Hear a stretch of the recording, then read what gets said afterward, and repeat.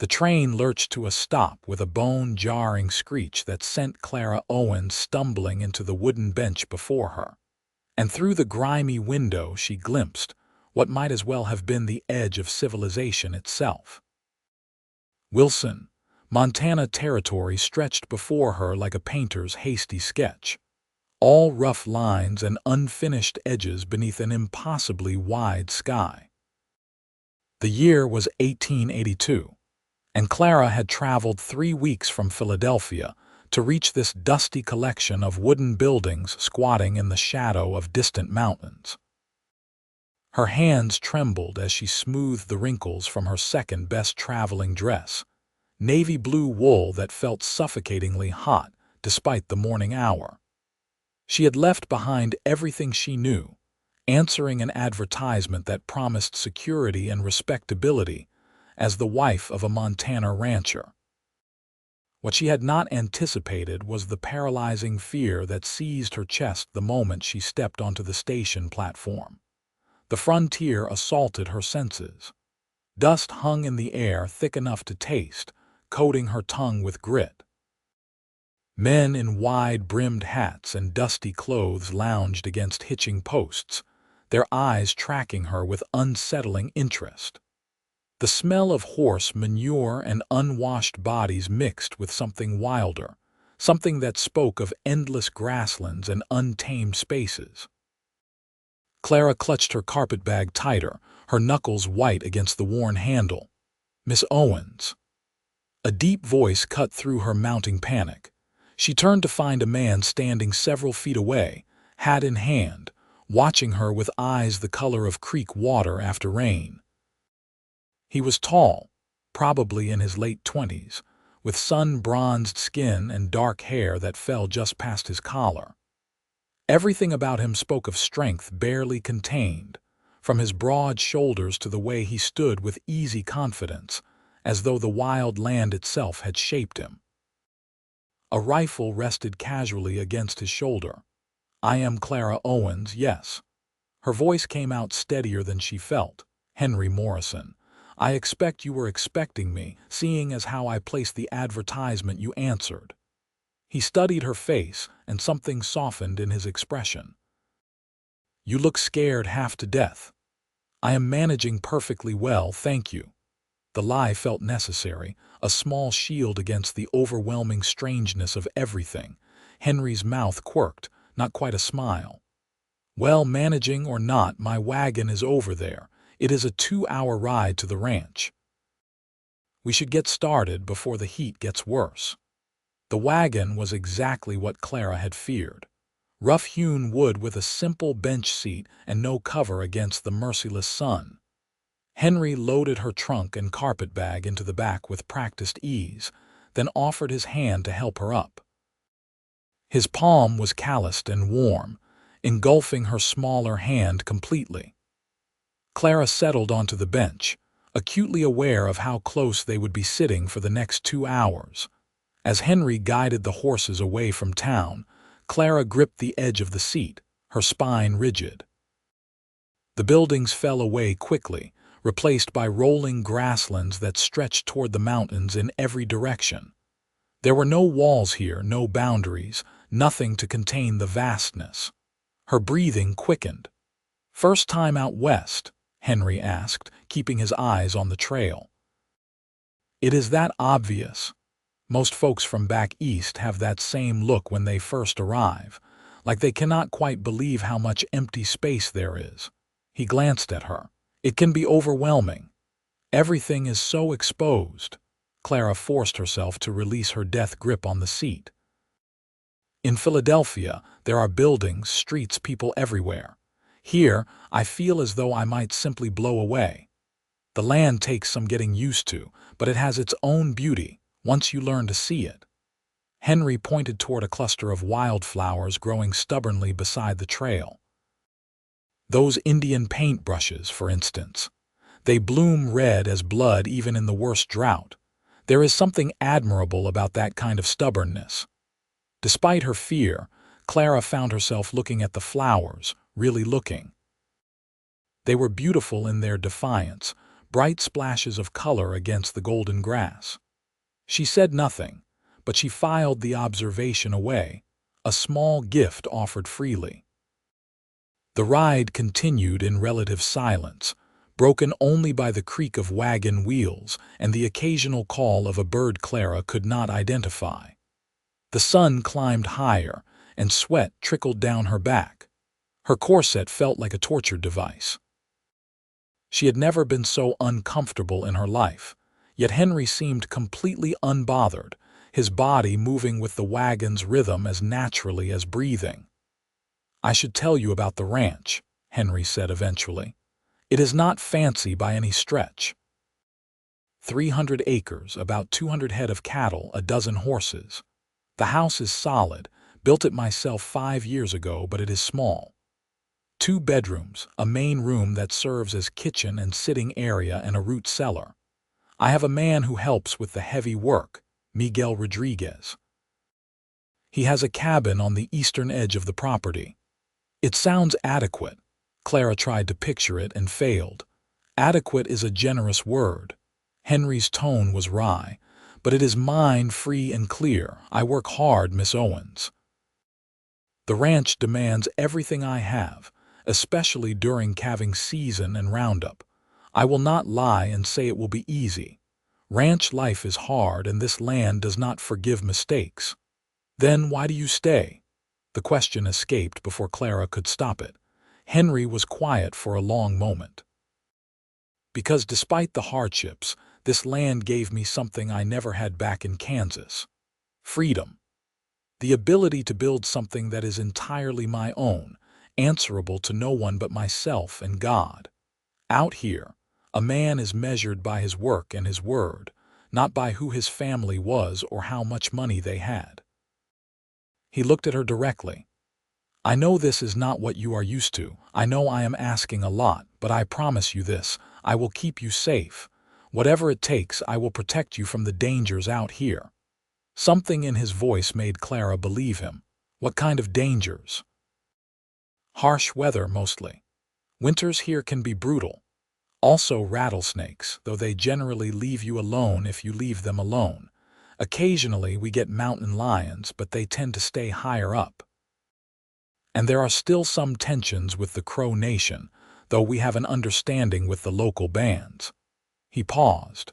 "The biggest danger is isolation. The nearest neighbor is 6 miles away. Town is 12 miles. In winter, we can be snowed in for weeks at a time." Clara's chest tightened again. Weeks with no other people, trapped in a small house with a man she did not know. What had she done? As if reading her thoughts, Henry added, "I know we are essentially strangers. I do not expect anything from you right away. We will be married by the circuit preacher when he comes through next month, but until then, you will have your own room. We will take our time getting to know each other.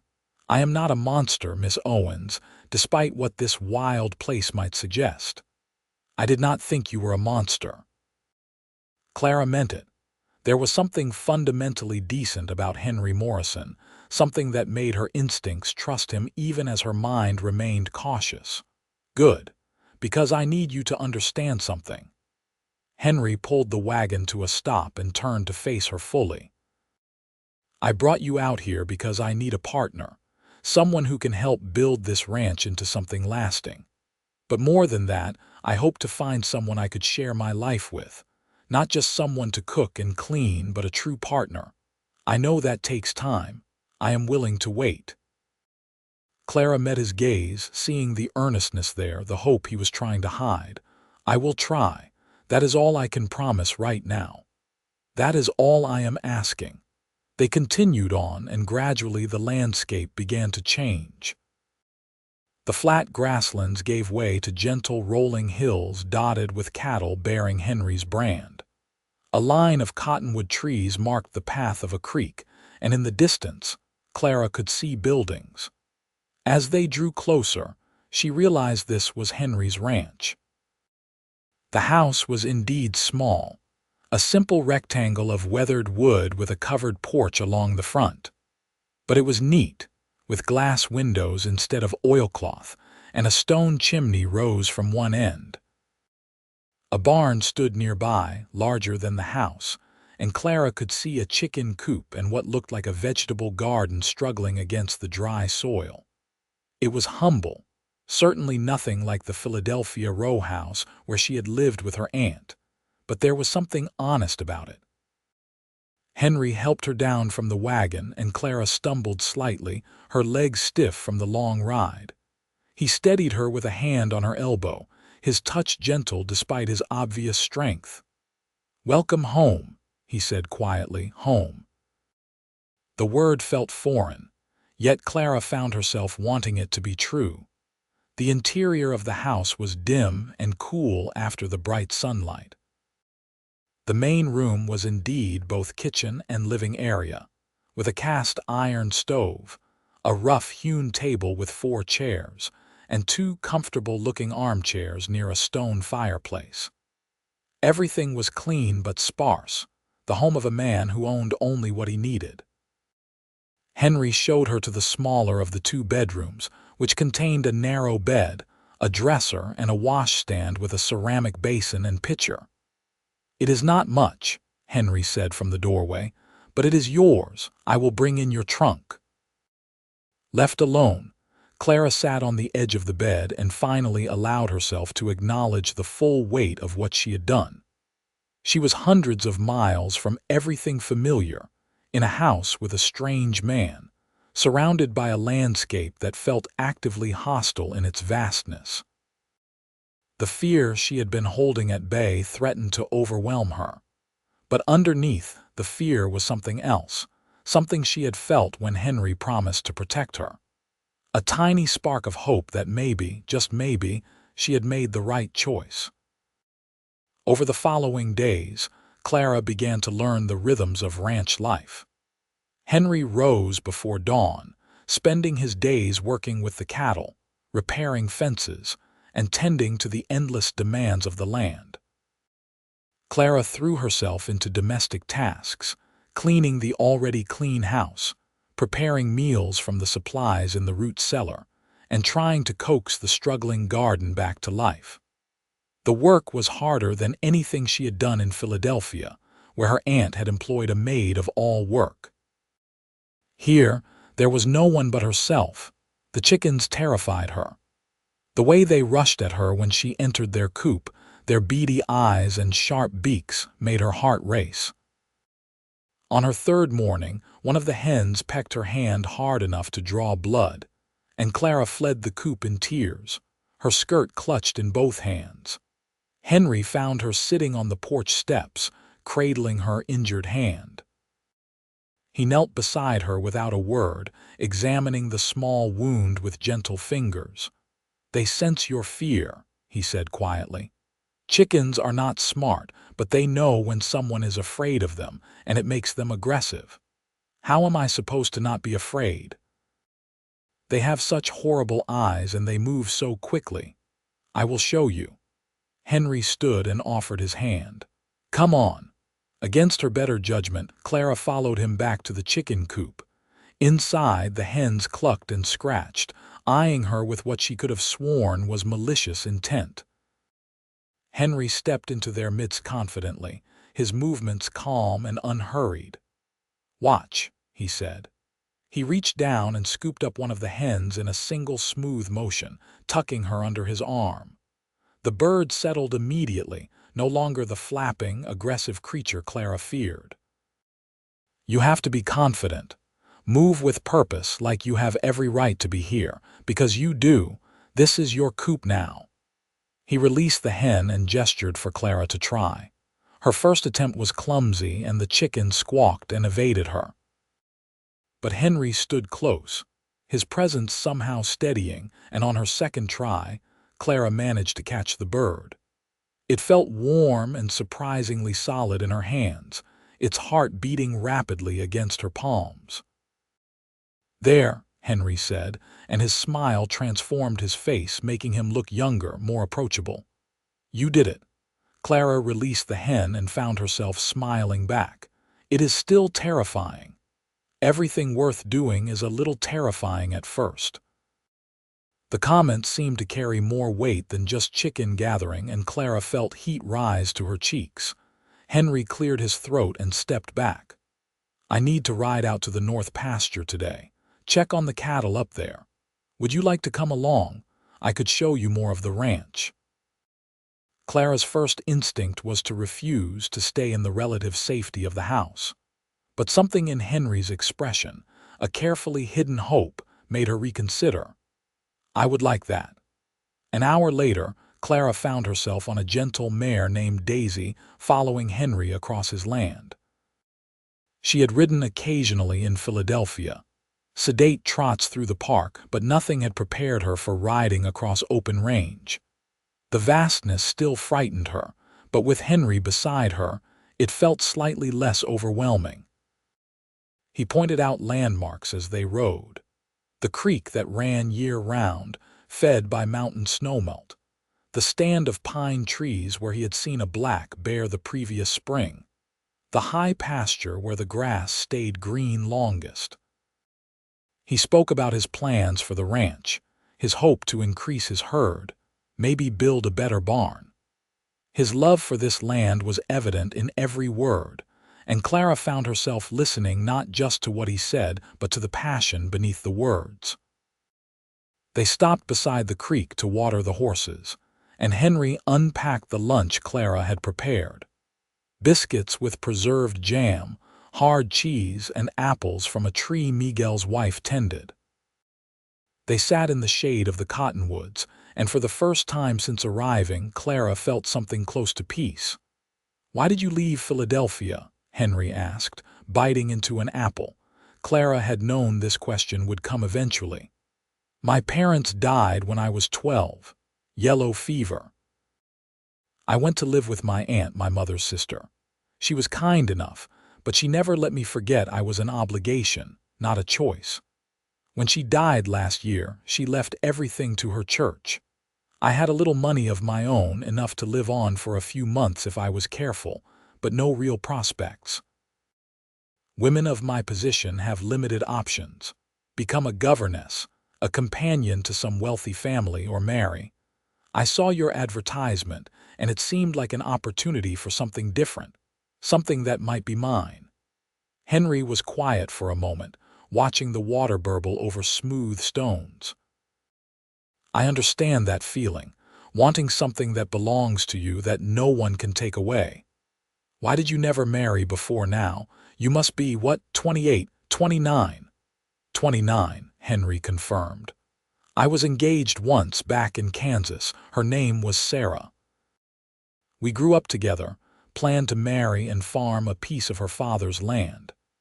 His expression grew distant, but I was restless. I heard stories about Montana Territory, about land practically free for the taking, about the opportunities out here. Sarah had no interest in leaving Kansas, leaving her family. She wanted the life we had always planned. I wanted something bigger, something that felt like an adventure, so I left and she married someone else within the year. Do you regret it, leaving? No, hurting her. Yes. She deserved better than a man who wanted the frontier more than he wanted her. Henry looked at Clara. I promised myself that if I ever found someone to share this life with, I would be honest about what I was offering. This land, this ranch, this life, it is hard and often lonely. But it is mine, built with my own hands and sweat. I want to share it with someone who can see its value, who can help me build something lasting. I am not sure I can be that person, Clara admitted. I am afraid of everything out here. The space, the animals, the isolation. I feel like a child playing at being an adult. Henry reached over and covered her hand with his. The gesture was simple, not romantic but comforting. Fear does not make you weak, Clara. Acting despite the fear, that is what makes you strong. You have been here less than a week, and you are already gathering eggs, even though the chickens terrify you. You are riding out here with me even though the open land scares you. That is courage. Clara turned her hand over, letting her fingers curl around his. You are kinder than I expected. What did you expect? Some gruff mountain man who grunts instead of talks. Something like that, Clara said, and found herself laughing. Henry laughed too, and the sound seemed to echo across the grasslands, a moment of joy in the vast silence. In that moment, Clara felt something shift inside her, fear giving way to the first tentative stirrings of something warmer. The weeks that followed fell into a pattern. Henry worked the ranch and Clara managed the household, but increasingly they found time to spend together. In the evenings, after the day's work was done, they would sit on the porch and talk while the sun painted the sky in shades of orange and purple. Henry told her stories about building the ranch, about learning to survive Montana winters, about the community of ranchers and farmers slowly taming this wild land.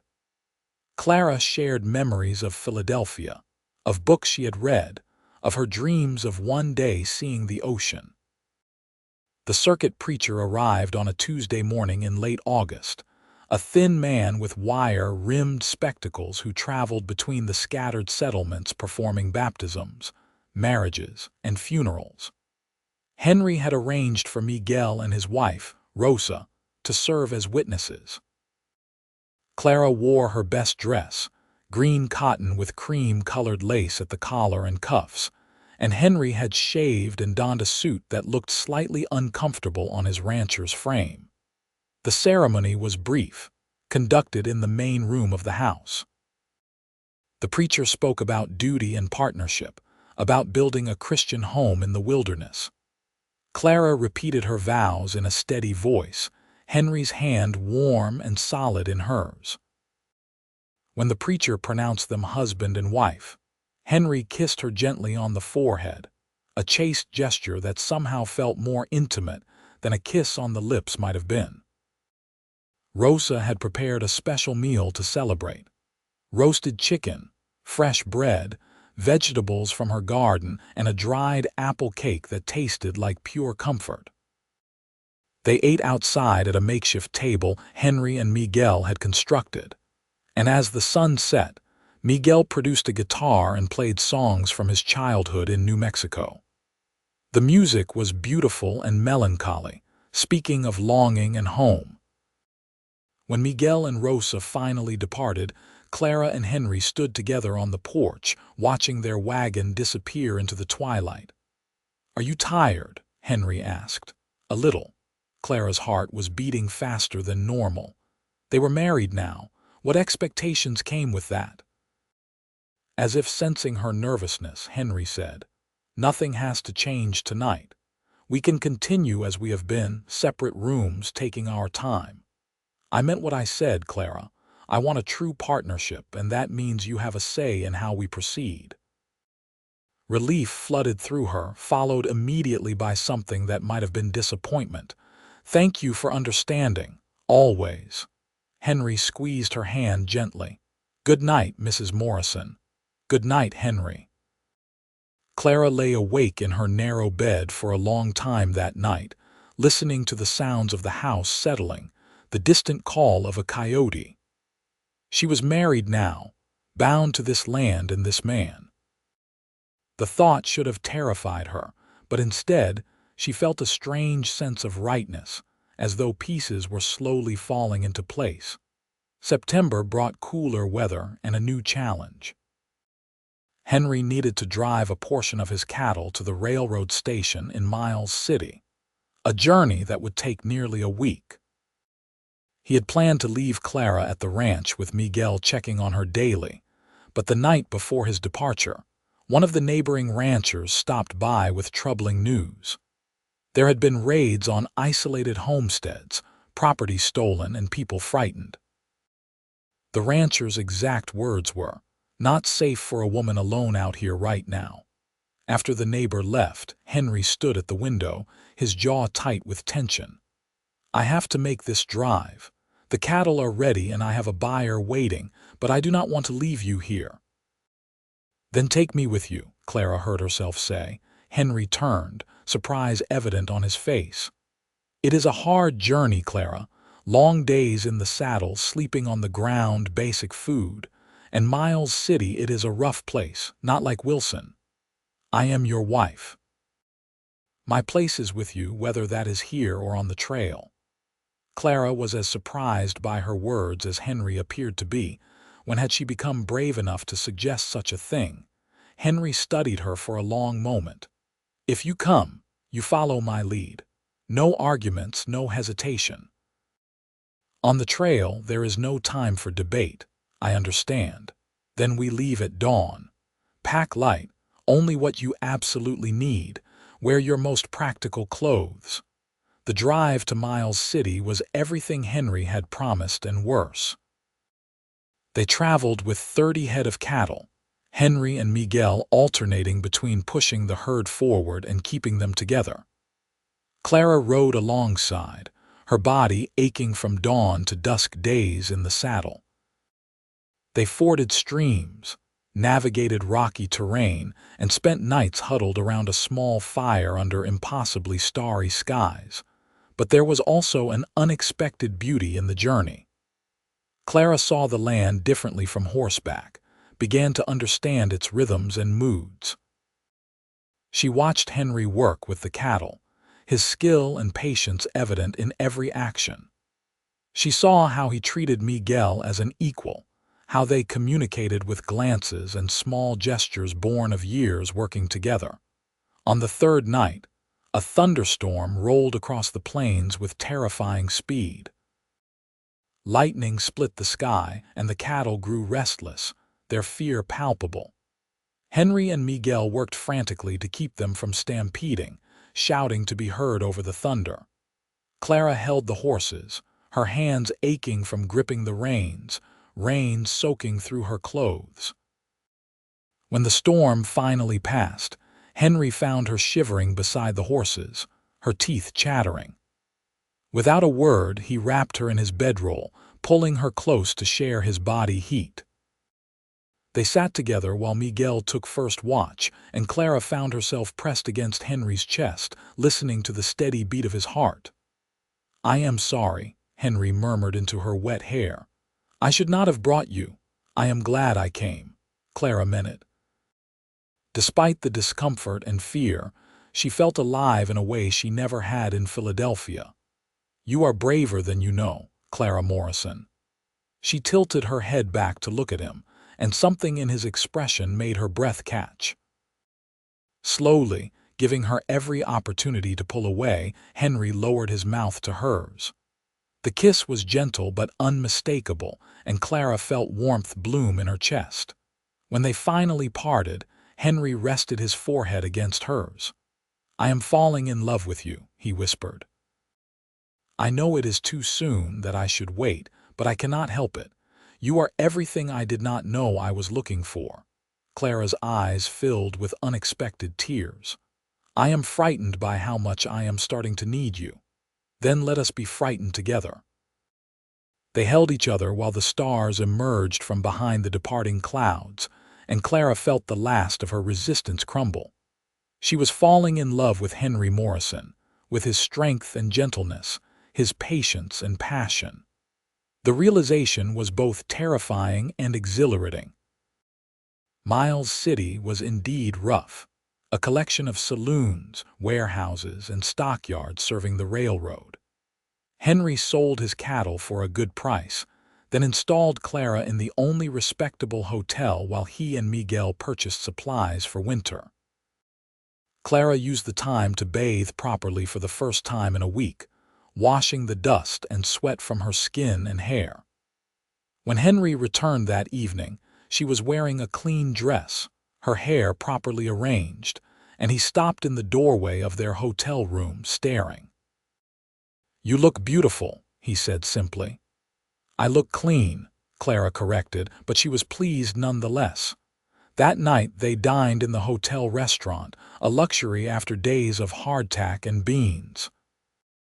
Over roasted beef and potatoes, Henry told Clara about the supplies he had purchased: flour, sugar, coffee, fabric for new clothes, ammunition, and various tools. He had also bought her a heavy winter coat and a pair of sturdy boots. "Winter comes early here," he explained. And when it comes hard. I want you properly outfitted. You take good care of me, Clara said softly. You are my wife. Of course I take care of you. Henry reached across the table to take her hand.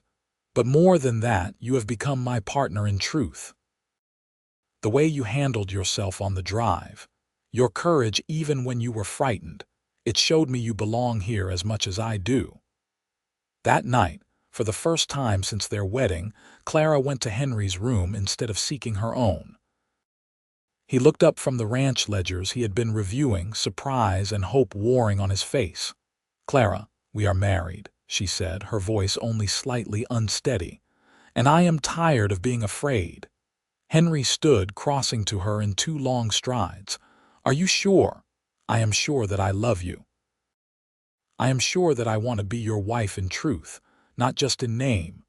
I am sure that this wild land does not seem quite so terrifying when I am with you." Henry cupped her face in his hands, his thumbs tracing the line of her cheekbones. "I will love you until my last breath, Clara Morrison. I will build you a paradise in this wilderness, I promise."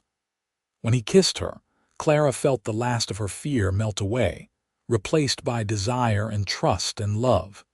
Henry was gentle with her, patient, making their first time together about tenderness rather than passion.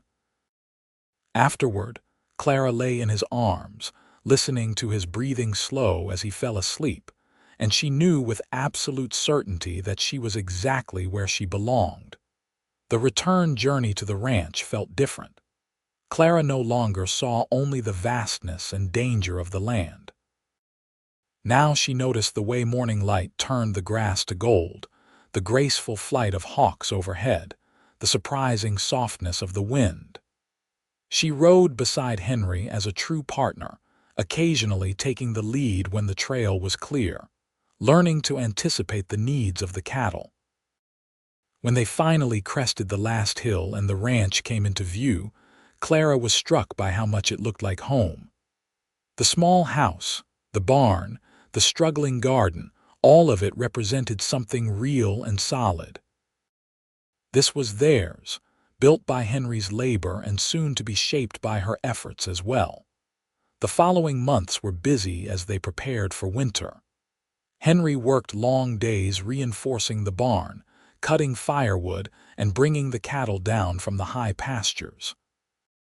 Clara preserved vegetables, rendered lard, made candles, and sewed warm quilts.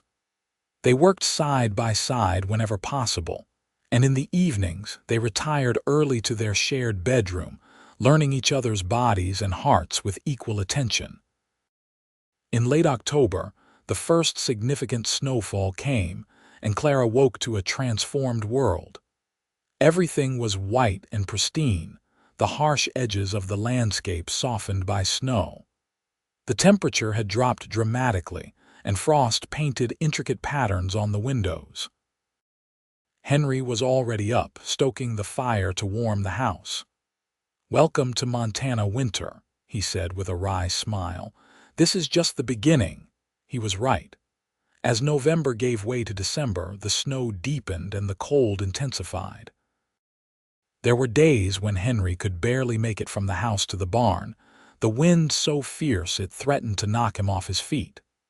Clara learned to treasure the warmth of their home, the security of full stores, the comfort of Henry's presence. On Christmas Eve, they invited Miguel and Rosa to share their dinner. Rosa brought tamales made from carefully hoarded ingredients, and Clara contributed a dried fruit pudding she had been soaking in precious brandy for weeks. They ate by candlelight, sharing stories and laughter, and Clara realized she had found something she had never had in Philadelphia: a sense of community, of belonging. After Miguel and Rosa departed, Henry presented Clara with a gift, a beautiful shawl woven from the finest wool, dyed a deep blue that matched her eyes. "I had Rosa help me order it from Miles City. I wanted you to have something special, something that was not just practical." Clara's gift to him was more humble, a warm shirt she had sewn from fabric purchased during their trip, every stitch made with love. Henry put it on immediately, declaring it the finest shirt he had ever owned.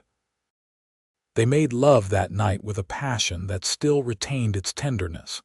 And afterward, as Clara lay in Henry's arms, she thought about how much had changed in the few months since she had stepped off the train in Wilson.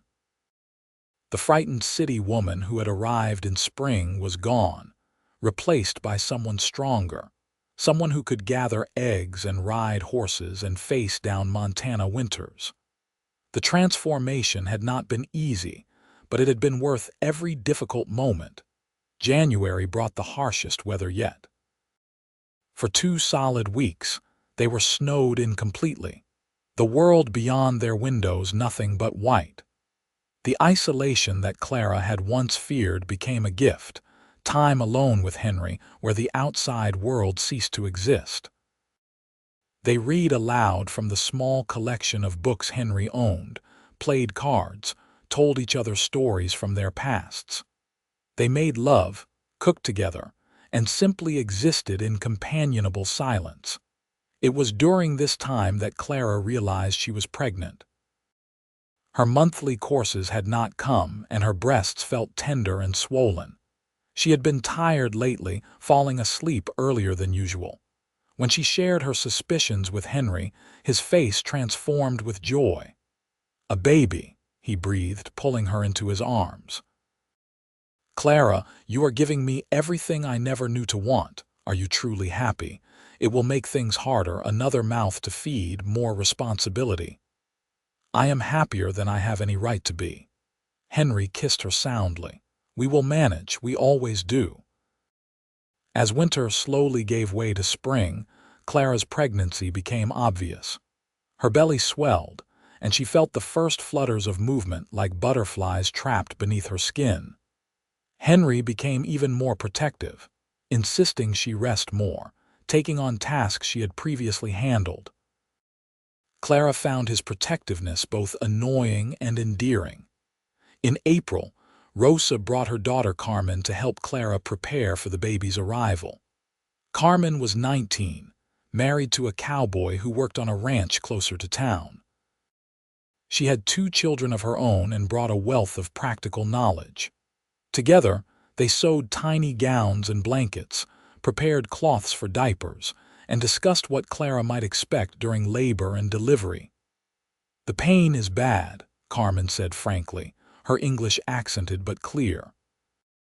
"But it passes, and then you have your baby. Your Henry, he is a good man. He will take care of you." "I know he will," Clara said, and she meant it absolutely. The baby came in early July during a stretch of hot, bright days. Clara's labor began just after dawn, starting with a dull ache in her lower back that gradually intensified. By noon, the contractions were coming regularly, and Henry rode out to fetch Rosa and Carmen. He returned to find Clara pacing the bedroom, her face flushed and hair plastered to her forehead with sweat. "Should I do something? Boil water? What do I do?" Henry looked panicked, his usual confidence shaken. "You should stay out of the way," Rosa said firmly, arriving behind him with Carmen. "Go outside, Henry Morrison.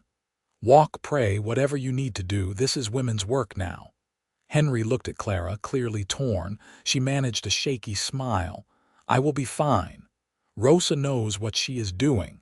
He kissed her forehead. "You are the strongest person I know. You can do this." The labor lasted through the afternoon and into the early evening. Clara had never experienced such pain, wave after wave of contractions that left her breathless and exhausted. Rosa and Carmen guided her through it, offering water, cool cloths, and constant encouragement.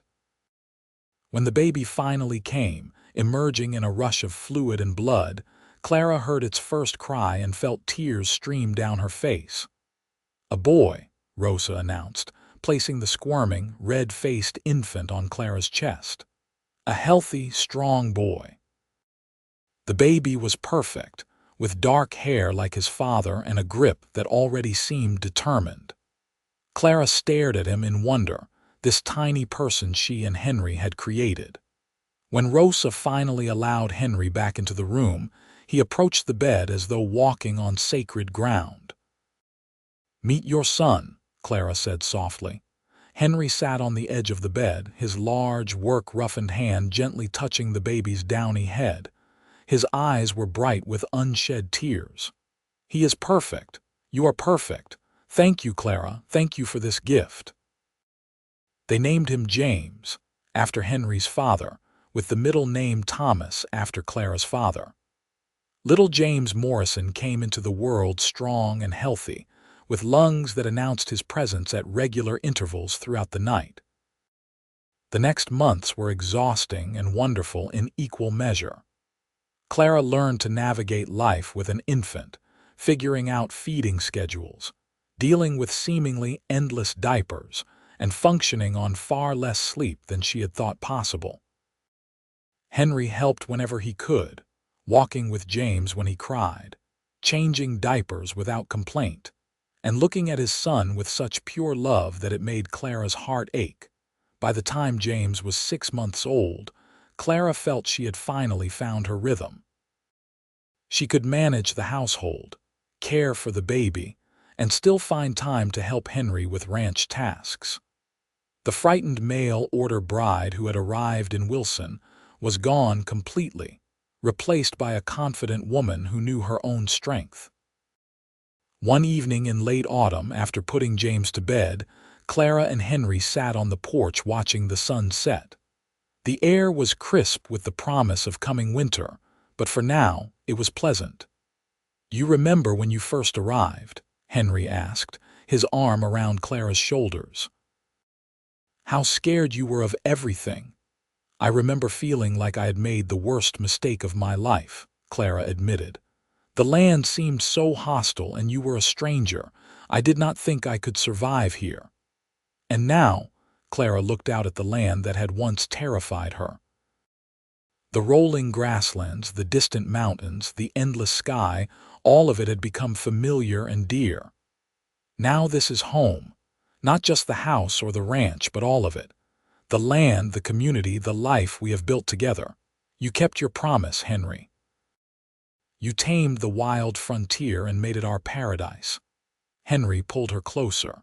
We made it our paradise, together. I could not have done any of this without you, Clara. You brought warmth and love to a house that was just boards and nails. You gave me a family, a future worth building toward. "I love you," Clara said simply. "I did not think I could love anyone this much, but I do. You and James, you are my whole world now, and you are ours."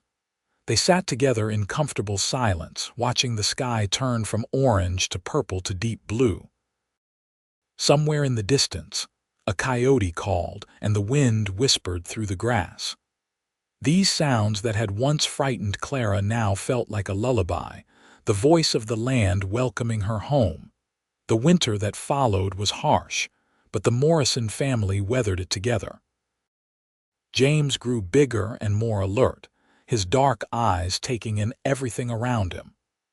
Clara continued to find joy in the daily tasks of ranch life, no longer seeing them as burdens but as contributions to something meaningful. Henry expanded his herd and made plans to build an addition to the house, more space for their growing family. In the spring, when the snow finally melted and the grass began to green, Clara discovered she was pregnant again. This time, there was no fear, only joy and anticipation. She knew what to expect now, knew her own strength and Henry's unwavering support. Their daughter arrived in December, just before Christmas, with the same determination her brother had shown. They named her Elizabeth, called her Beth, and she had Clara's lighter coloring and Henry's creek water eyes. James, now walking and getting into everything, was fascinated by his baby sister, wanting to touch her constantly with his chubby hands. The years that followed were full of hard work and harder winters, of challenges met and overcome. The ranch prospered under Henry's management and Clara's partnership. They added the promised room to the house, then another when their third child, a son they named Samuel, arrived 2 years after Beth. Miguel and Rosa became more than employees. They were family, sharing meals and celebrations, offering help without being asked. Carmen and her growing family visited often, and the children played together while the adults talked about crops and weather, and the slow but steady civilization of Montana Territory. Wilson grew as well, adding a proper school, a church, and more businesses. When Beth was old enough, she and James walked to school together, carrying lunch pails Clara had packed and wearing clothes she had sewn. Samuel would join them in a few years, and Clara and Henry often talked about how different their children's lives would be from their own childhoods, shaped by the frontier, but not limited by it. On their 10th wedding anniversary, Henry surprised Clara with a trip to Miles City, just the two of them. Miguel and Rosa agreed to watch the children, and Clara and Henry retraced the route they had taken together so many years earlier. The journey was easier now, with better roads and established stops along the way. In Miles City, Henry took Clara to a photographer's studio, something she had mentioned wanting years before. They sat together, Henry in his best suit and Clara in a new dress she had made for the occasion, and allowed their image to be captured. When they received the finished photograph weeks later, Clara studied it with wonder. The couple looking back at her appeared confident and content, shaped by the land but not defeated by it.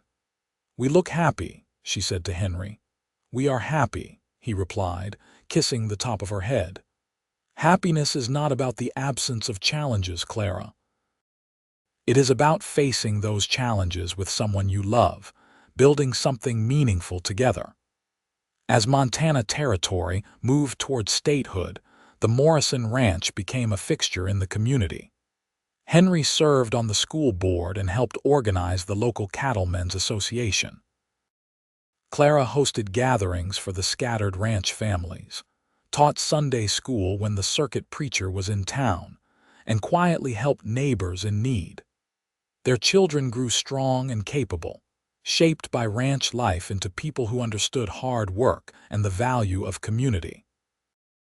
James showed signs of following in his father's footsteps, already able to rope and ride better than most adults. Beth had a quieter nature but a fierce intelligence, always asking questions and reading every book she could get her hands on. Samuel was still young, but he had inherited his mother's determination and his father's easy way with animals. When James was 12, Beth 10, and Samuel 8, Clara and Henry added one more child to their family, a daughter they named Mary, who arrived during a spectacular spring thunderstorm. Mary came into the world howling her displeasure, and she rarely stopped making her opinions known as she grew. She was fearless in a way that both delighted and terrified her parents, climbing trees before she could properly walk, and trying to follow her older siblings everywhere they went. By their 15th anniversary, the Morrison Ranch had grown to over 500 acres with a substantial herd. The original small house had been expanded and improved, now boasting a proper parlor, a large kitchen, 4 bedrooms, and even a small library where Clara kept her growing collection of books. The barn Henry had built in those early years had been joined by a second barn, a bunkhouse for seasonal workers, and a proper chicken coop that no longer terrified Clara in the slightest. One evening in late summer, with the children finally in bed and the house quiet, Clara and Henry sat together on the porch they had expanded over the years. The sun was setting in its usual spectacular fashion, painting the sky and the land in shades of gold and amber. "You ever regret it?" Henry asked, as he sometimes did. "Leaving Philadelphia, coming out here, all of it." Clara took his hand, their fingers intertwining in a gesture made familiar by years of practice. "Not for a single moment." That frightened girl who stepped off the train in Wilson, She could not imagine the life I have now. The love I have for you, the joy I find in our children, the satisfaction of building something lasting. How could I regret any of it? I worried, those first months, that you would never adjust, that you would always see this land as hostile, this life as a hardship. I think the land is still a little hostile, Clara said with a smile. It demands respect, attention, and constant work, but it gives back so much more than it takes. It gave me you. It gave me a home, a purpose, a family. It made me stronger than I ever thought I could be. Henry pulled her close, and they sat together as they had done hundreds of times before, watching their land settle into evening. The ranch that Henry had built alone had become their shared paradise, shaped by both their hands and filled with their love. In the distance, a coyote called, and another answered. The wind whispered through the grass, carrying the scent of sage and wildflowers. The mountains stood watch on the horizon, eternal and unchanging.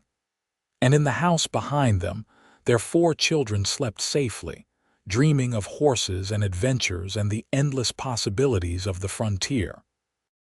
Years continued to pass, marked by the changing seasons and the steady growth of the Morrison family. James grew into a young man of 19, tall and capable like his father, with his mother's thoughtful nature tempering his father's impulsiveness. He had started courting the daughter of a neighboring rancher, a sensible girl named Grace who could rope a steer and bake a perfect pie with equal skill.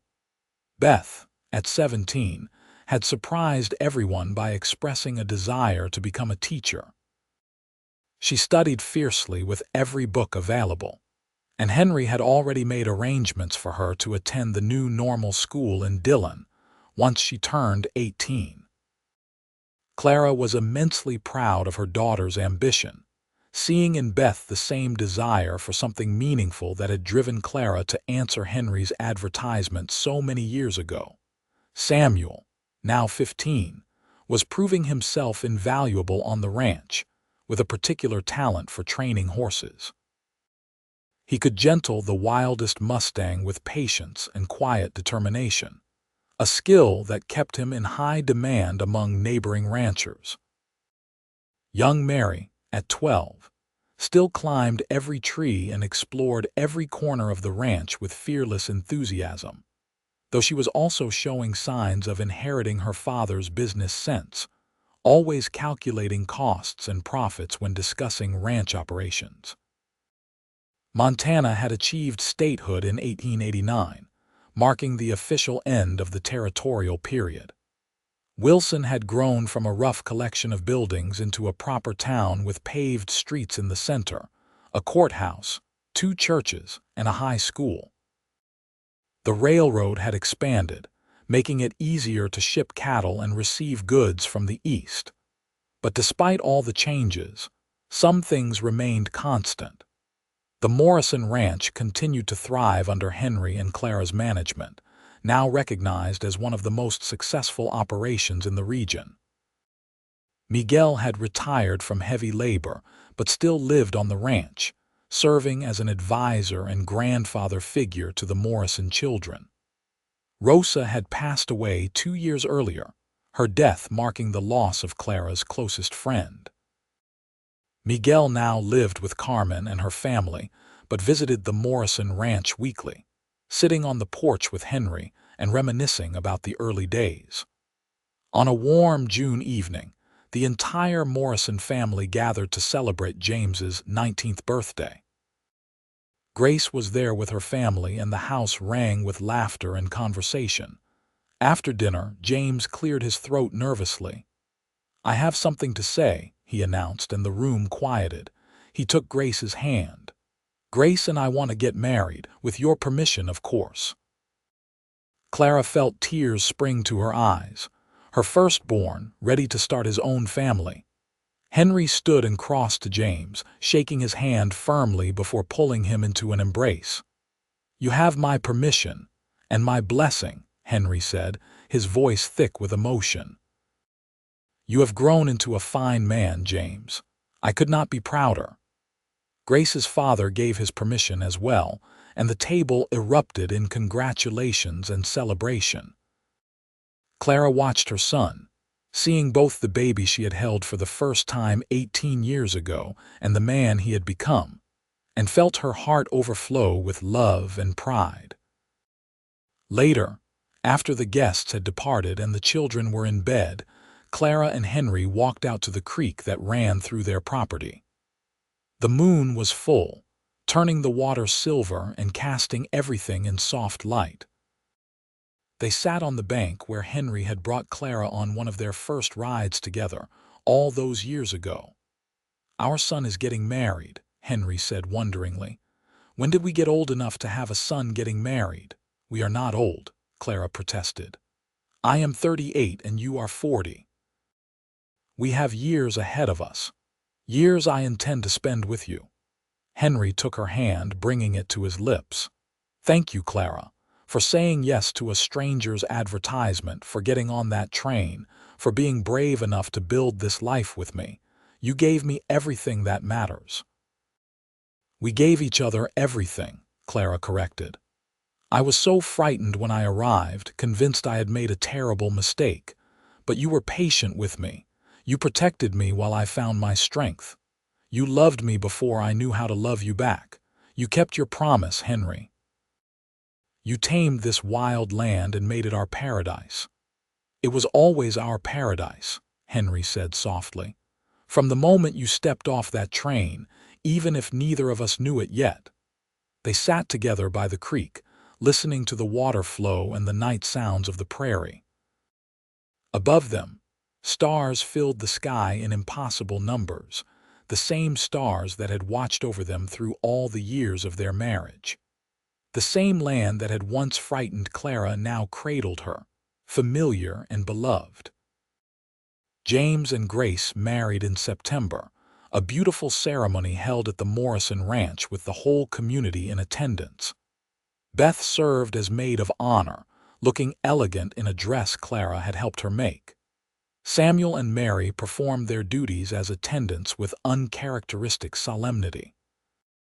Henry walked Grace down the aisle in place of her father, who had become ill, and Clara saw tears in her husband's eyes as he placed Grace's hand in James's.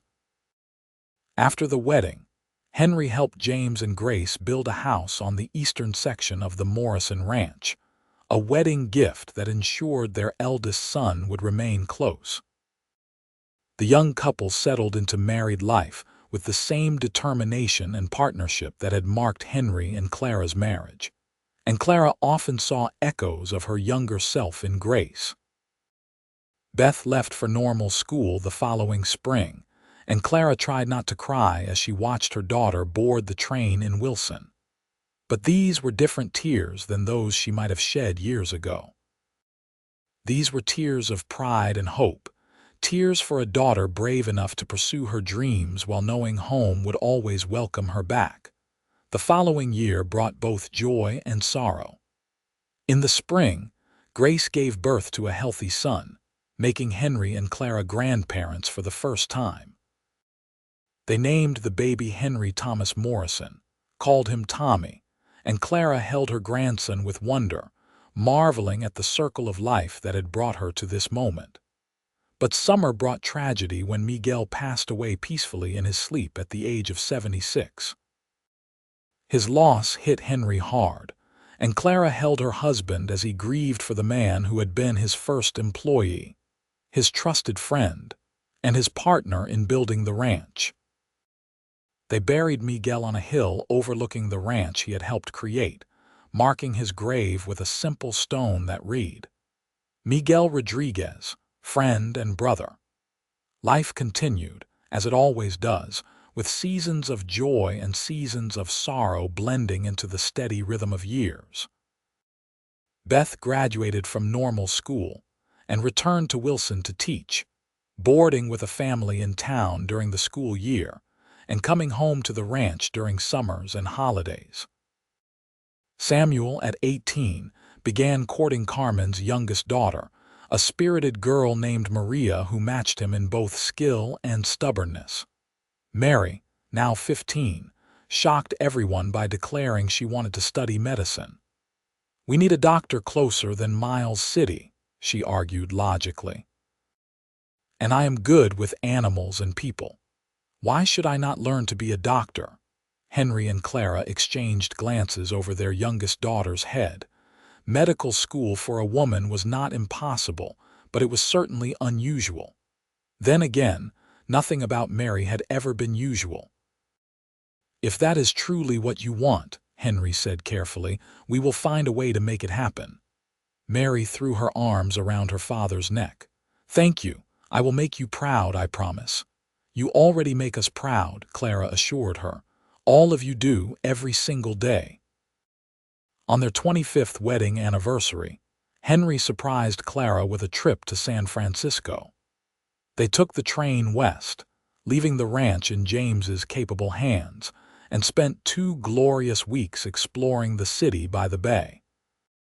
Clara finally saw the ocean she had dreamed about as a girl, standing on the beach with Henry beside her, watching waves crash against the shore with the same relentless determination that characterized the Montana wind. "It is beautiful," Clara breathed, "but it does not feel like home." "That is because home is not a place," Henry said, pulling her close. "It is wherever we are together." They returned to Montana refreshed and ready to face whatever challenges lay ahead. Samuel and Maria married that fall, another wedding at the Morrison Ranch, another son settled with a good woman. Mary left for medical school in Chicago, writing letters full of excitement and determination. Beth continued teaching, touching the lives of Wilson's children the way her mother had touched the community through quiet acts of service. The years continued their steady march. Tommy grew into a bright, energetic boy who followed his grandfather Henry everywhere, asking endless questions about ranching and cattle and life.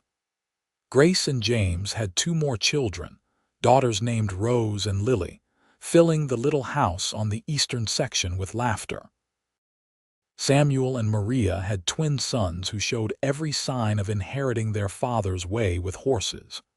When Clara turned 50, she looked at her life with profound satisfaction.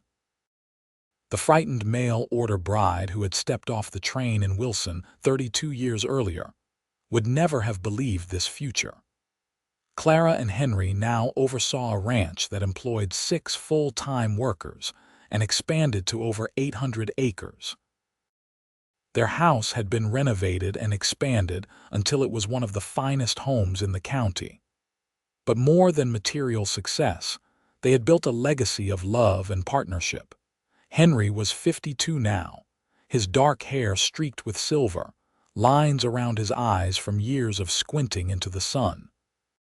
But he was still strong, still capable of a full day's work, still looking at Clara with the same love that had marked their early years together. "We did well," he said one evening, the 2 of them alone on the porch, their grandchildren finally settled for the night after a particularly chaotic family dinner. "We did better than well," Clara replied. "We built something beautiful, Henry, not just the ranch but this family, this life. We took fear and loneliness and transformed them into love and community. I could not have done it without you, would not have wanted to do it without you." Henry took her hand, his thumb tracing familiar patterns on her palm. "You are my greatest adventure, Clara Morrison." "The wild frontier had nothing on you," Clara laughed, the sound rich and warm. "I think you might be the only person who has ever called me an adventure. Then everyone else is a fool who cannot see the truth. You came to a land that terrified you and made it yours. You turned a house into a home, a stranger into a husband, empty rooms into a family. If that is not adventure, I do not know what is." They sat together as the sun set, painting the sky in its familiar palette of oranges and purples. The land that had once seemed so hostile now felt protective, sheltering. The vastness that had frightened Clara now represented possibility and freedom. Everything she had feared had become everything she loved. Mary returned from medical school 2 years later, the first female doctor in 3 counties. She set up a practice in Wilson but lived at the ranch, riding out to treat patients wherever they might be. Her fierce determination and genuine compassion made her popular despite initial skepticism about a female physician. Clara watched her youngest daughter with profound pride, seeing in Mary the culmination of everything she and Henry had worked to create. A strong, capable woman who knew her own worth and refused to be limited by others' expectations. Beth surprised everyone by marrying the new minister who had come to Wilson, a thoughtful man from Virginia who appreciated her intelligence and supported her desire to continue teaching. They had 3 children in quick succession, and Beth somehow managed to balance motherhood, teaching, and being a minister's wife with her characteristic efficiency. When James turned 30, he and Henry had a long discussion about the future of the ranch. Henry was 54 now, still active but feeling the years of hard labor in his joints and back. They agreed that James would gradually take over day-to-day operations, with Henry transitioning to an advisory role. It was the natural progression, the passing of legacy from father to son, but it still marked the end of an era. "I built this ranch from nothing," Henry told Clara that night, "and now I am handing it over to someone else." "You are handing it to our son," Clara corrected gently. "To James and his children, and someday to their children. This ranch will carry the Morrison name for generations, Henry. That is not an ending. It is a beginning." Henry pulled her close, and Clara rested her head on his shoulder, comfortable and familiar after more than 30 years of marriage. "When did you become so wise?" "I learned from the man who saw potential in a frightened mail-order bride and gave her time to find her courage." They celebrated their 35th wedding anniversary with a gathering that included all 4 of their children, their spouses, and 8 grandchildren. The house overflowed with people and noise and love.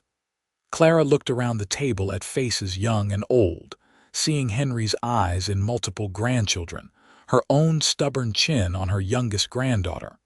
This was their legacy, more valuable than land or cattle or money.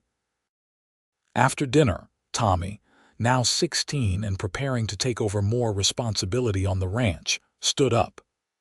"Grandmother, grandfather, I want you to know that everything I am, everything our family is, comes from you. You built this ranch with your hands and your love. You showed us what partnership looks like, what it means to face challenges together. I promise to honor that legacy, to protect what you have built and pass it on to my own children someday." Clara found herself crying openly, and she was not the only one. Henry stood and embraced his grandson, and Clara saw the young man Henry had been reflected in Tommy's face, the same determination and hope that had brought Henry to Montana Territory all those years ago. The following spring brought unexpected challenges. A late freeze killed much of the early grass, and cattle prices dropped due to market fluctuations back east. Henry and James worked long hours managing the crisis, and Clara helped Grace and Maria run the household, feed the workers, and maintain some sense of normalcy. One evening, Henry came in from the barn looking gray and tired. He sat down at the table and Clara brought him coffee, concerned by his pallor. "Are you feeling all right?" she asked, placing a hand on his forehead. "Just tired. It has been a long day." But Henry's hand shook slightly as he lifted his cup, and Clara felt a flutter of fear. Over the following weeks, Henry's fatigue worsened. Mary examined him thoroughly and diagnosed heart strain, likely from years of hard labor and stress. She prescribed rest, reduced activity, and medication she ordered from Chicago. Henry was a terrible patient, frustrated by his body's limitations and restless with enforced inactivity. "I cannot just sit around while the ranch needs work," he complained to Clara. "The ranch needs you alive more than it needs you working yourself to death," Clara replied firmly. "James is perfectly capable of managing things. Your job now is to rest and heal." Gradually, Henry accepted his limitations. He spent his days in a comfortable chair on the porch, advising James and Samuel, playing with grandchildren, and reading books from Clara's library. The forced rest frustrated him, but it also gave him time to simply exist, to appreciate what he had built without constantly striving for more. On a warm afternoon in June, Henry and Clara sat together on the porch, watching Tommy and James work horses in the corral. Henry's health had improved with rest and Mary's treatment, though he would never again be the tireless worker he had once been. "I have been thinking," Henry said slowly, "about that first day when you stepped off the train in Wilson. You looked so terrified, like a rabbit about to bolt. I remember thinking I had made a terrible mistake, that a city woman would never survive out here." "I remember thinking the same thing," Clara admitted, "that I had been foolish to come, that I would never belong here. But you did more than survive. You thrived. You transformed from that frightened girl into the strongest person I know. You gave me children, grandchildren, a home filled with love. You stood beside me through droughts and blizzards, market crashes and personal losses. You never gave up, even when things were hardest." Clara took his hand, feeling the calluses earned through decades of hard work. "We did it together, Henry. You gave me time to find my strength. You protected me without trying to control me. You loved me before I knew how to love you back. You showed me that fear could be overcome, that the wild frontier could become a paradise if you had the right partner." "It was always a paradise because you were in it," Henry said softly. "I love you, Clara Morrison. I have loved you since that first cattle drive when you refused to give up despite being exhausted and frightened. I will love you until my last breath and beyond." "And I love you," Clara replied, tears streaming down her face. "You gave me everything that matters: love, family, purpose, a home. You took a lonely woman with nowhere to belong and gave her a world." They sat together in comfortable silence, hands clasped, watching their legacy unfold before them in the form of their son and grandson working with horses the way Henry had taught them. The sun painted the sky in familiar colors, and the wind whispered through the grass, carrying the scent of sage and summer. The years continued to pass gently. Henry's health remained stable under Mary's care, though he was content to leave the heavy work to younger generations. Clara, now in her late 50s, remained active, managing the household, teaching her granddaughters to cook and sew, and serving as the matriarch of an ever-expanding family. James and Grace had another son, their fourth child, named after Miguel. Samuel and Maria's twin boys showed every sign of being as wild as their Aunt Mary had been, keeping everyone on their toes. Beth's children were bookish and thoughtful, already showing signs of inheriting their mother's teaching abilities. Tommy began courting the daughter of Wilson's mayor, a pretty girl named Sarah who was unintimidated by the prospect of ranch life. When Clara turned 60, the family threw a spectacular party that drew neighbors from miles around. The celebration spilled out of the house into the yard, with tables laden with food, children running everywhere, and adults sharing stories and laughter. Clara stood in the middle of it all, surrounded by love, and felt profound gratitude for the life she had built. Henry, now 62, was grayer and moved more slowly, but his eyes still lit up when he looked at Clara. "60 years you have been alive," he said that evening, the two of them finally alone in their bedroom. "And I have been blessed to share 37 of them with you." "The best 37 years of my life," Clara replied, helping him undress for bed. They moved around each other with practiced ease, comfort born of decades of partnership. That night, as they lay together in the dark, Henry said, "I need you to promise me something, Clara. Anything. When I am gone, I need you to keep living, not just existing, but truly living. Laugh with the grandchildren, work in your garden, stay involved with the ranch. Do not let grief consume you. Promise me." Clara felt tears slide down her temples into her hair. "Do not talk about dying." "Mary says you are doing well." "I am doing well, and I intend to do well for many more years. But eventually one of us will leave first. I hope it is me, because I cannot bear the thought of you facing this world alone. But if it is me, I need to know you will be all right." "I will never be all right without you," Clara whispered. "You are half my soul, Henry Morrison." "Then promise me you will live for both of us. Promise me you will watch our grandchildren grow, see Tommy married, meet your great-grandchildren.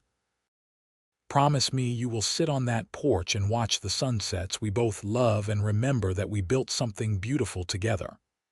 "I promise," Clara said, though the words felt like knives.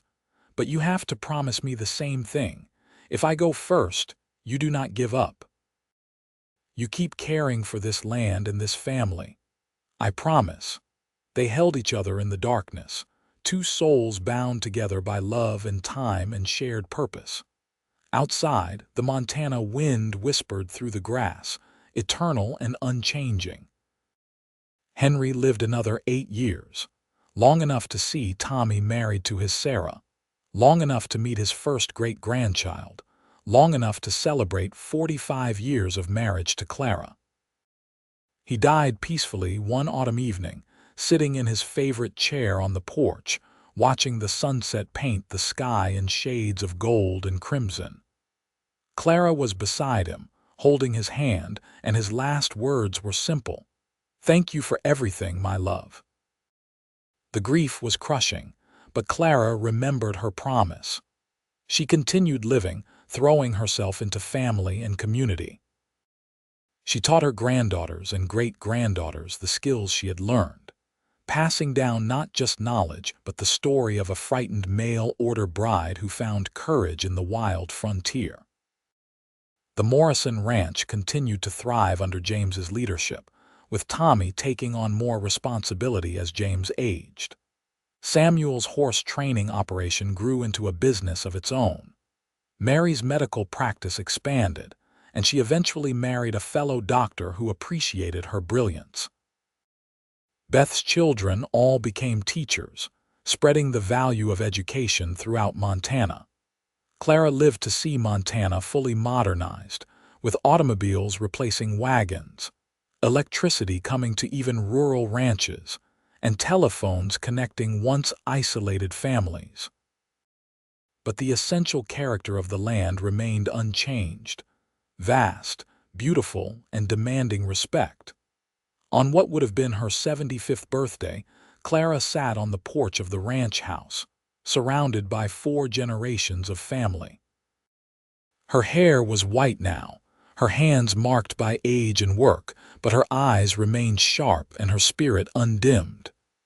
Tommy's son, a boy of 8 named Henry Morrison Roman IV, climbed into her lap. "Tell me about when you came to Montana, great-grandma," he requested. Clara smiled and began the story she had told countless times. The tale of a frightened girl from Philadelphia who stepped off a train into the unknown and found her paradise. As she spoke, her eyes drifted to the land stretching out before her, the land that had once terrified her and become her home. Henry had been right all those years ago. This was paradise, not because it was easy or comfortable, but because they had built it together with love and determination. The wild frontier had tested her in every possible way, but it had also given her everything that mattered: love, family, purpose, and a sense of belonging. As the sun set in its familiar glory, painting the sky in the colors Clara had watched for more than 50 years, She felt Henry's presence as clearly as if he sat beside her. The land they had tamed together would carry their legacy forward through generations yet unborn. The paradise they had created would endure. And that, Clara thought, holding her great-grandson close, was the greatest success of all.